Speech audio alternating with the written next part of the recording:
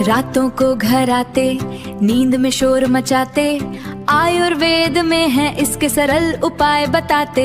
बंद नाक अगर हो तुलसी के पत्ते चबाओ, चैन की नींद पाने का ये नुस्खा अपनाओ।